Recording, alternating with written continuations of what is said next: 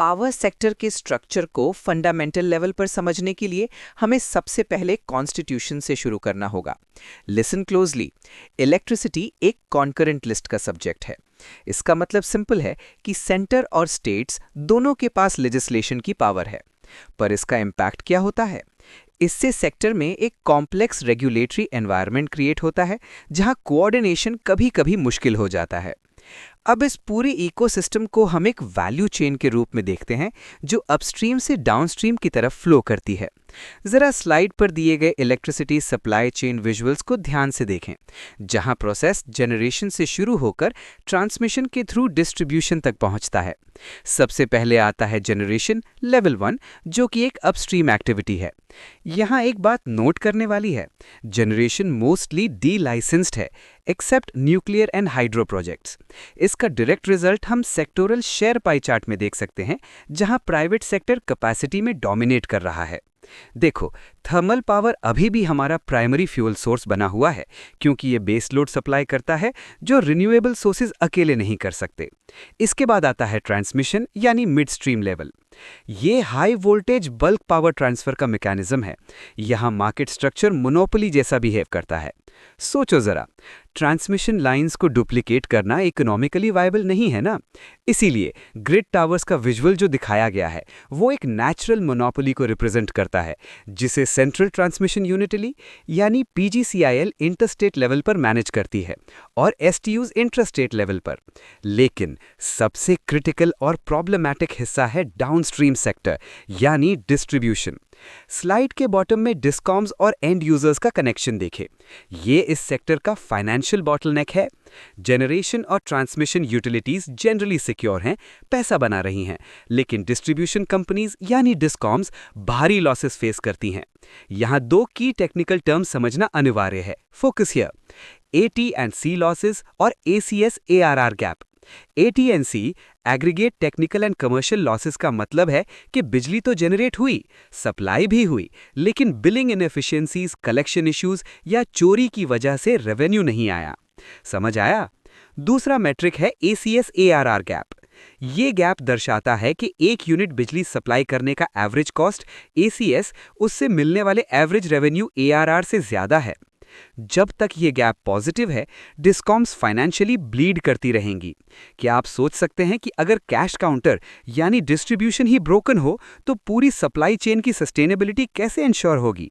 यही वो रीजन है कि पावर सेक्टर रिफॉर्म्स हमेशा डिस्ट्रीब्यूशन सेंट्रिक होते हैं। पिछले स्लाइड में हमने देखा कि डिस्कॉम्स की फाइनेंशियल हेल्थ पावर सेक्टर का वीकेस्ट लिंक है, राइट? इस स्लाइड में हम समझेंगे कि सरकार ने इस कैच ट्रैप को फिक्स करने के लिए कौन से मेजर स्ट्रक्चरल रिफॉर्म्स इंट्रोड्यूस किए हैं। सबसे पहले फोकस करते हैं उदय पर। उज्ज्वल डिस्कॉम अश्योरेंस योजना 2015। स्लाइड पर उदय डेट रिस्ट्रक्चरिंग मैकेनिज्म का सर्कुलर डायग्राम देखें। ये स्कीम फंडामेंटली फाइनेंशियल इंजीनियरिंग पर बेस्ड थी। इसका कोर लॉजिक ये था कि डिस्कॉम्स का डेट अनसस्टेनेबल हो चुका था, इसलिए स्टेट गवर्नमेंट्स ने इंटरवीन किया और डिस्कॉम्स का 75% डेट टेक ओवर कर लिया। इस प्रोसेस से डिस्कॉम्स की बैलेंस शीट क्लीन हो गई और उनका इंटरेस्ट बर्डन कम हो गया, जिससे शॉर्ट टर्म में उन्हें सॉल्वेंसी मिली। लेकिन सवाल ये उठता है कि क्या सिर्फ डेट हटा देने से बीमारी खत्म हो जाती है? उदय का आउटकम मिक्स्ड रहा, क्योंकि फाइनेंशियल मेट्रिक्स तो सुधर गए, लेकिन ऑपरेशनल इनएफिशिएंसीज जैसे बिलिंग एरर्स और थेफ्ट पूरी तरह सॉल्व नहीं हुए। इस गैप को भरने के लिए 2021 में RDSS revamped distribution sector scheme launch की गई। स्लाइड के राइट साइड में evolution of distribution reforms table को ध्यान से ऑब्जर्व करें। यहाँ फोकस फाइनेंशियल बेलआउट से शिफ्ट होकर रिजल्ट लिंक्ड एग्जीक्यूशन पर आ गया है। लिसन, RDSS में पैसा तभी रिलीज किया जाता है जब discoms pre agreed targets meet करती हैं। No performance, no money. इस स्कीम का सबसे बड़ा गेम चेंजर इंटरवेंशन है स्मार्ट प्रीपेड मीटर, जिसका विजुअल स्लाइड पर प्रोमिनेंटली डिस्प्ले किया गया है। सोचो जरा, जैसे आप मोबाइल फोन रिचार्ज करते हैं, वैसे ही बिजली यूज करने से पहले पे करना। ये मॉडल कलेक्शन एफिशिएंसी को ड्रास्टिकली इंप्रूव कर सकता है। स्मार्ट मीटरिंग से ह्यूमन इंटरवेंशन खत्म हो जाता है, जिससे AT&C लॉसेस यानी चोरी और बिलिंग एरर्स को सीधा टारगेट किया जा सकता है। RDSS का एम है ACS-ARS गैप को जीरो करना और AT&C लॉसेस को 12 से 15% रेंज में लाना बाय 2024-25। जहां उदय ने बैलेंस शीट क्लीन की थी, वहां आरडीएसएस इंफ्रास्ट्रक्चर और ऑपरेशनल एफिशिएंसी को अपग्रेड करने पर जोर देता है। ये रिफॉर्म साइकिल ये एस्टैब्लिश करती है कि सस्टेनेबल पावर सेक्टर के लिए सिर्फ कर्ज माफी नहीं, बल्कि कंडीशनल फाइनेंशियल डिसिप्लिन और टेक्नोलॉजिकल अपग्रेडेशन जरूरी है। Make sense? अब हम रिफॉर्म प्रोसेस को अगले लेवल पर ले जाते हैं, कंपटीशन और consumer choice. Electricity amendment bill का मेन ऑब्जेक्टिव है डिस्ट्रीब्यूशन सेक्टर को डी लाइसेंस करना, ठीक वैसे ही जैसे टेलीकॉम सेक्टर में हुआ था। स्लाइड के standard model versus open access visuals को कंपेयर करें। देखो, करंट मॉडल में आपका लोकल डिस्कॉम एक मोनोपोली है, आपके पास सप्लायर चूज करने का ऑप्शन नहीं है। ओपन एक्सेस सेक्शन 42 के तहत बड़े कंज्यूमर्स जिनकी डिमांड 1 मेगावाट से ज्यादा है, उन्हें ये अधिकार देता है कि वो सीधा जनरेटर या पावर एक्सचेंज से बिजली खरीद सके, bypassing the local discom monopoly. ये थ्योरेटिकली मार्केट में एफिशिएंसी लाता है, लेकिन यहाँ एक प्रैक्टिकल बैरियर है जिसे क्रॉस सब्सिडी सरचार्ज या CSS कहते हैं, जो विजुअल डायग्राम में एक बैरियर गेट की तरह दिखाया गया है। इंडिया में इंडस्ट्रियल कंज्यूमर्स हाई टैरिफ पे करते हैं ताकि एग्रीकल्चर और डोमेस्टिक पुअर कंज्यूमर्स को सब्सिडाइज्ड रेट पर बिजली मिल सके। सोचो, अगर high paying industries open access के थ्रू एग्जिट कर जाएंगी तो डिस्कॉम्स का रेवेन्यू मॉडल कोलैप्स हो जाएगा ना। इसलिए डिस्कॉम्स हाई CSS लगाती हैं ताकि इंडस्ट्रीज के लिए बाहर से बिजली लेना महंगा पड़े। क्या कंपटीशन और सोशल वेलफेयर एक साथ एग्जिस्ट कर सकते हैं? ये पॉलिसी का सबसे बड़ा डिलेमा है। इस ट्रांजिशन को एनेबल करने के लिए टेक्नोलॉजी का रोल आता है, जिसे हम स्मार्ट मीटर इकोसिस्टम विजुअल में देख सकते हैं। स्मार्ट मीटर्स सिर्फ बिलिंग के लिए नहीं है, ये time of day TOD tariff implementation के लिए क्रिटिकल है। विजुअल में देखें कैसे मीटर पीक आवर्स और ऑफ पीक आवर्स के बीच कम्युनिकेट कर रहा है। जब डिमांड हाई होती है यानी पीक टाइम, तब प्राइस ज्यादा होना चाहिए, और जब डिमांड कम हो तब प्राइस कम। ये डायनामिक प्राइसिंग कंज्यूमर बिहेवियर को इन्फ्लुएंस करती है, जिसे डिमांड साइड मैनेजमेंट कहते हैं, और ये ग्रिड स्टेबिलिटी मेंटेन करती है। Smart meters real time energy monitoring allow करते हैं, जिससे थेफ्ट और कमर्शियल लॉस डिटेक्ट करना आसान हो जाता है और रिमोट डिस्कनेक्शन पॉसिबल होता है। बिना स्मार्ट मीटरिंग इंफ्रास्ट्रक्चर के पावर सेक्टर में रिटेल कंपटीशन और डायनामिक प्राइसिंग का सपना पूरा नहीं हो सकता। क्लियर है? ग्रिड मैनेजमेंट किसी भी देश की एनर्जी सिक्योरिटी की बैकबोन होती है। भारत में हमने रीजनल ग्रिड से वन नेशन वन ग्रिड तक का सफर तय किया है। स्लाइड पर मैप ऑफ इंडिया विजुअल को देखें, जो नेशनल ग्रिड के एवोल्यूशन को दर्शाता है। पहले इंडिया 5 अलग-अलग रीजनल ग्रिड्स में बटा हुआ था: नॉर्दर्न, वेस्टर्न, सदर्न, ईस्टर्न और नॉर्थ ईस्टर्न। इस इंटीग्रेशन की जरूरत इसलिए पड़ी क्योंकि इंडिया के एनर्जी रिसोर्सेज अनइवनली डिस्ट्रीब्यूटेड हैं। ध्यान दें कि रिसोर्स सेंट्रिक रीजन्स जैसे कोल ईस्ट में और हाइड्रो नॉर्थ ईस्ट में ये लोड सेंट्रिक रीजन से दूर हैं, जो कि इंडस्ट्रियल वेस्ट और साउथ में है। पावर को एफिशिएंट तरीके से ट्रांसफर करने के लिए इन सभी ग्रिड्स का सिंक्रोनाइज होना जरूरी था। दिसंबर 2013 में सदर्न रीजन के कनेक्ट होने के साथ ही हमारा एक सिंगल सिंक्रोनस नेशनल ग्रिड बन गया, जो पूरे देश में एक ही फ्रीक्वेंसी 50 हर्ट्ज पर ऑपरेट करता है। इस मैसिव ग्रिड को मैनेज करने के लिए एक स्ट्रिक्ट हायरार्की फॉलो की जाती है, जिसे स्लाइड के राइट साइड में ग्रिड मैनेजमेंट हायरार्की पिरामिड के थ्रू समझाया गया है। सबसे टॉप पर NLDC national load dispatch centre है, जो एपेक्स बॉडी है और नेशनल लेवल पर ग्रिड सिक्योरिटी और ट्रांसनेशनल एक्सचेंज इंश्योर करता है। उसके नीचे RLDCs आते हैं, रीजनल लेवल पर, जो इंटरस्टेट कोऑर्डिनेशन देखते हैं, और बेस पर SLDCs हैं, स्टेट लेवल पर, जो स्टेट के अंदर डिमांड सप्लाई बैलेंस करते हैं। ये हायरार्की रियल टाइम टेलीमेट्री के थ्रू डेटा एक्सचेंज करती है और डिस्पैच इंस्ट्रक्शंस नीचे फ्लो करती है। इस स्ट्रक्चर में पोसो को, जिसे अब ग्रिड कंट्रोलर ऑफ इंडिया कहते हैं, उसका रोल बहुत क्रिटिकल है।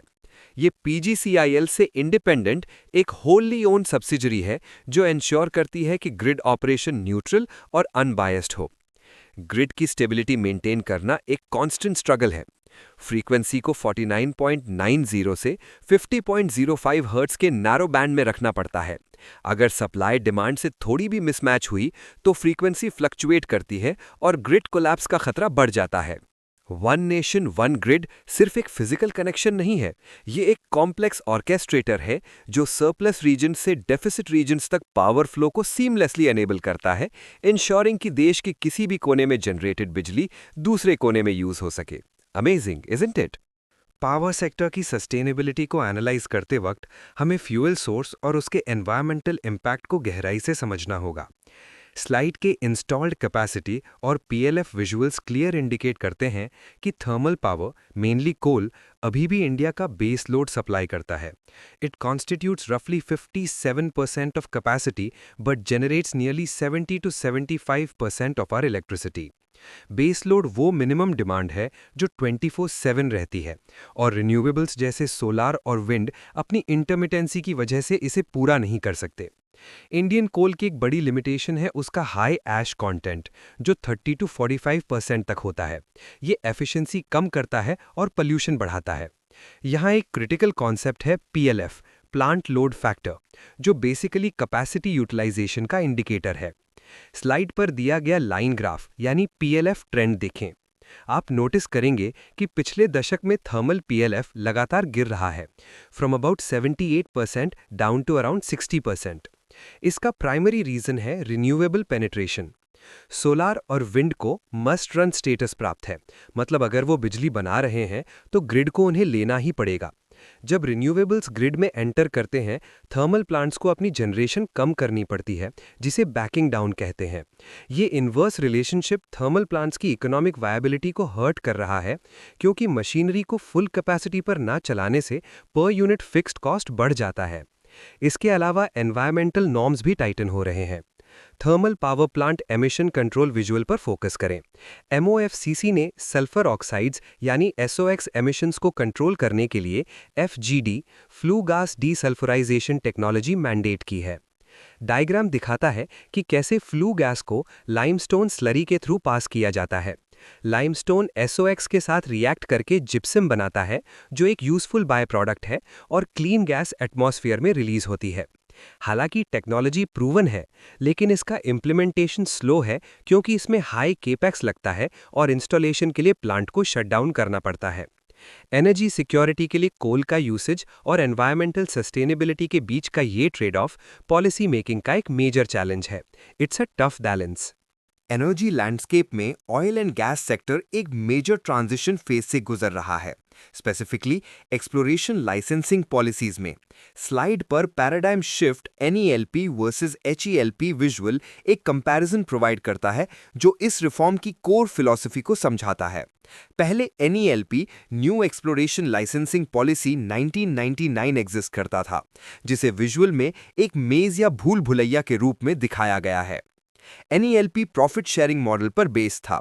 इसमें कंपनीज पहले अपना कॉस्ट रिकवर करती थी, कॉस्ट रिकवरी, और फिर प्रॉफिट सरकार के साथ शेयर करती थी। इससे सरकार और प्राइवेट प्लेयर्स के बीच डिस्प्यूट्स होते थे, क्योंकि कंपनीज गोल्ड प्लेटिंग करती थी, मतलब कॉस्ट को आर्टिफिशियली इन्फ्लेट करना ताकि प्रॉफिट शेयर कम देना पड़े। इस कॉम्प्लेक्सिटी ने इन्वेस्टमेंट को रोक रखा था। इस प्रॉब्लम को सॉल्व करने के लिए HELP hydrocarbon exploration and licensing policy 2016 लाया गया, जिसे हैंडशेक आइकन से रिप्रेजेंट किया गया है, signifying simplicity. HELP revenue sharing model follow करता है। सिंपल है, सरकार को ग्रॉस रेवेन्यू का एक हिस्सा मिलता है, चाहे कंपनी को प्रॉफिट हो या ना हो। ये एडमिनिस्ट्रेशन को आसान बनाता है और ऑडिट्स की जरूरत को कम करता है। HELP का एक और पिलर है सिंगल यूनिफॉर्म लाइसेंस। पहले CBM, ऑयल, गैस के लिए अलग लाइसेंस चाहिए होते थे, अब एक ही लाइसेंस से सभी हाइड्रोकार्बन्स एक्सप्लोर किए जा सकते हैं। इसके साथ ही OALP open acreage licensing policy introduce किया गया, जो कंपनीज को अलाउ करता है कि वो नेशनल डेटा रिपोजिटरी से अपनी पसंद का ब्लॉक चूज करे और बिड करे, बिना सरकार की नोटिफिकेशन का वेट किए। स्लाइड के राइट साइड में नेशनल गैस ग्रिड इंफ्रास्ट्रक्चर का मैप देखें। इंडिया का टारगेट है गैस शेयर को एनर्जी मिक्स में 6% से 15% तक ले जाना by 2030 towards a gas based economy. इसके लिए one nation one gas grid develop किया जा रहा है। मैप में ऊर्जा गंगा प्रोजेक्ट जो ईस्टर्न इंडिया को कनेक्ट करता है और इंद्रधनुष ग्रिड जो नॉर्थ ईस्ट को कनेक्ट करता है, उन्हें हाईलाइट किया गया है। ये पाइपलाइन इंफ्रास्ट्रक्चर क्रिटिकल है क्योंकि गैस सोर्सेज जैसे एलएनजी टर्मिनल्स और वेस्टर्न ऑफशोर कंजम्पशन सेंटर से दूर हैं। इक्विटेबल डिस्ट्रीब्यूशन इंश्योर करने के लिए फिजिकल इंफ्रास्ट्रक्चर और पॉलिसी रिफॉर्म्स यानी HELP दोनों पैरेलल चल रहे हैं ताकि डोमेस्टिक प्रोडक्शन बढ़े और इंपोर्ट डिपेंडेंसी कम हो। समझ आया रिफॉर्म का लॉजिक? एनर्जी सिक्योरिटी किसी भी सॉवरन नेशन के लिए स्ट्रेटेजिक प्रायोरिटी होती है, खासकर इंडिया जैसा देश जो अपनी क्रूड ऑयल रिक्वायरमेंट का 85% से ज़्यादा इंपोर्ट करता है। ये हैवी इंपोर्ट डिपेंडेंस हमें ग्लोबल जियोपॉलिटिक्स जैसे वेस्ट एशियन क्राइसिस और प्राइस वॉलेटिलिटी के प्रति एक्सट्रीमली वल्नरेबल बनाता है। इस रिस्क को मिटिगेट करने के लिए कॉन्सेप्ट आता है स्ट्रेटेजिक पेट्रोलियम रिजर्व्स ISPRL का। स्लाइड पर अंडरग्राउंड रॉक कैवर्न का 3D क्रॉस सेक्शन ध्यान से देखें। हम ऑयल को जमीन के नीचे रॉक कैवर्न्स में स्टोर करते हैं, ना कि ऊपर स्टील टैंक्स में। इसके पीछे वाइब बहुत स्ट्रांग है। अंडरग्राउंड स्टोरेज सेफेस्ट होता है, बॉम्बिंग या सैबोटाज से सेफ रहता है, इवेपोरेशन लॉस कम होता है और लैंड एक्विजिशन कॉस्ट बच जाता है। ISPRL फेज 1 में 3 लोकेशंस विशाखापट्टनम, मैंगलोर और पदूर ऑपरेशनल है, जिन्हें पेनिनसुलर इंडिया मैप पर मार्क किया गया है। इनकी total capacity 5.33 million metric tons है, जो रफली 9.5 डेज का इंपोर्ट कवर प्रोवाइड करती है। लेकिन क्या ये काफ़ी है? इस कॉन्टेक्स्ट को समझने के लिए IEA इंपोर्ट कवर रिक्वायरमेंट का हॉरिजॉन्टल गेज देखें। इंटरनेशनल एनर्जी एजेंसी के नॉर्म्स के मुताबिक मेंबर कंट्रीज के पास 90 डेज का इंपोर्ट कवर होना चाहिए ताकि किसी भी मेजर सप्लाई शॉक को अब्जॉर्ब किया जा सके।